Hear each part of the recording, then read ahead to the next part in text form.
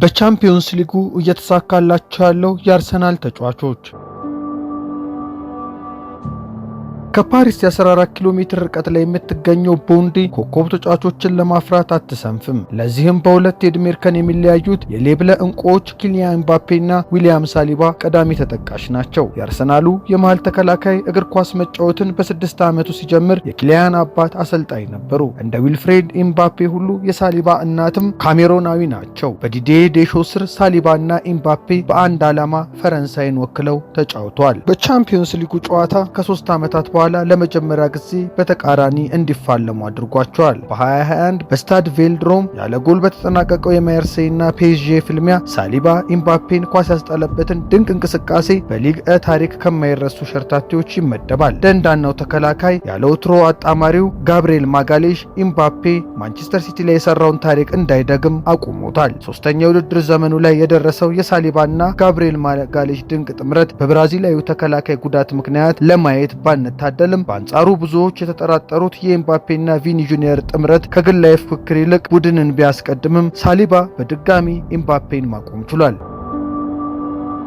ባለፉት ጥቂት ዓመታት መድፈኞቹ በሜዳቸው ትልልቅ ድሎችን አግኝተዋል። ስታዲየም ያነቃነቁ ወሳኝ ጎሎችንም አስቆጥረዋል። ነገር ግን ፉላምን ሲገጥሙ ቡካዮ ሳካ ተቀይሮ ሲገባ የተሰማው አይነት የሚያንቀጠቅጥ ድምጽ በኤሚሬትስ ተሰምቶ የማያውቅ አይመስልም። አርሰናል 1-0 እየመራ በ66ኛው ደቂቃ ሳካ ሲገባ በስታዲየሙ የታየው ስሜት የ23 ዓመቱ እንግሊዛዊ በደጋፊዎች ዘንድ ያለውን የከበረ ስፍራ ያረጋገጠ ነበር። በአሰልጣኙ ሚካኤል አርቴታ ቃላትም ደጋፊዎቻችን ምን ያህል እንደሚወዱት እንደሚያከብሩትና እንደሚያደንቁት መመልከት ያስደስታል። ስታዲየሙንና የነበረውን ስሜት ሁሉ አነሳስቷል። ሳካ መመለሱ ደጋፊዎችና የስታዲየሙን ስሜት ብቻ ሳይሆን ቡድኑንም እንደሚቀይር አርቴታ ገልጿል። ለአርሰናል ሕይወት ያለ ሳካ ከባድ ነበር። እንግሊዛዊው ከገና በፊት ከደረሰበት ጉዳት ድኖ ለመመለስ ከ3 ወራት የበለጠ ጊዜ ሲወስድበት ቡድኑ እሱን በማጣቱ እጅግ ተቸግሮም ተመልክተናል። ከሊጉ ፍክክርም ሲርቅ ገና በታዳጊነቱ ከቡድኑ ቁልፍ ተጫዋቾች አንዱ የሆነው የሃለ ኢንድ አካዳሚ ውጤት በተከታታይ 2 የቡድኑ የውድድር ዘመን ኮከብ ሆኖ ሲሸለም የአርቴታ ቡድን ለሊግ ክብር በተፋለመባቸው ያለፉት 2 የውድድር ዘመናትም ብዙ በማስቆጠርና ለጎል በማቀበል ወሳኝ ነበር። በቻምፒየንስ ሊግም ግማሽ ፍጻሜ ለመግባታቸው ከፍተኛ አስተዋጽኦም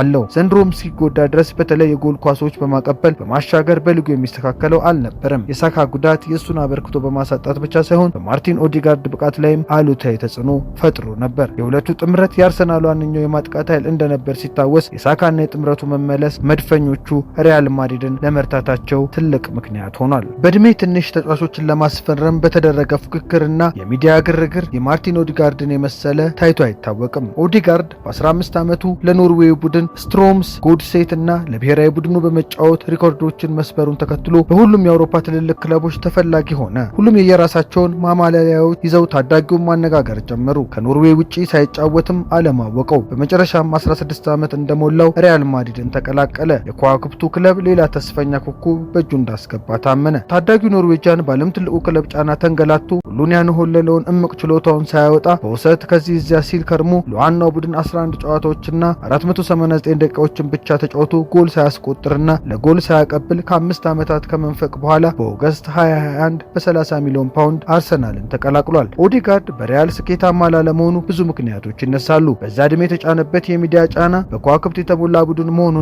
እድል ማጣቱ በዋነኝነት ይነሳሉ። እርሱ ያለፈበትን ያለፈ ሌላ ተጫዋች ኖሮ የሚያውቅ አይመስልም። ከነበረበት ጫና አንጻር አሁን ከናካቴው አለመጥፋቱና በትልቅ ደረጃ መጫወቱም ያስደንቃል። ኦዲጋርድ ከዚያ ጫጫታ 10 ዓመት በኋላ በሆላንዶቹ ሂርቪንና ቢቴሴ አርኔም እንዲሁም በሪያል ሶሴዳድ በኩል አድርጎ መጀመሪያ በውሰት ኋላም በቋሚ ዝውውር ኤሚሬትስ ከትሟል። ላለፉት ጥቂት ዓመታት የቡድን መሻሻልም ወሳኙ ሚና ተጫውቷል። የመድፈኞቹ አምበል ሰሞኑን አቋሙ ቢወርድም ያለፉት 2 የአርሰናል ያመቱ ምርጥ ተጫዋቾች ልማቶችን ማሸነፍና ለፕሪሚየር ሊግ የውድድር ዘመኑ ምርጥነትም መታጨት ችሏል። ከአውሮፓ አስደናቂ ፕሌይሜከሮች አንዱ በመሆንም ዘግይቶም ቢሆን እምቅ ችሎታውን እውን እያደረገ ይገኛል። ያኔ ራሱ ልጅ የነበረው ኦዲጋርድ አሁን አዋቂ አባት እንዲሁም አምበልና መሪ ሆኖ መርጧቸው ሄዶ ለብዙ ስቃይ የዳረጉት ሪያል ማድሪድን ገጥሞ ረድቷል። በመጀመሪያው አሰልጣኝነት ዘመናቸውም እድል ያልሰጡት አንጨሎቲንም ድል አድርጓቸዋል። ይህም ለሱ መነሳሻ ሆኖታል።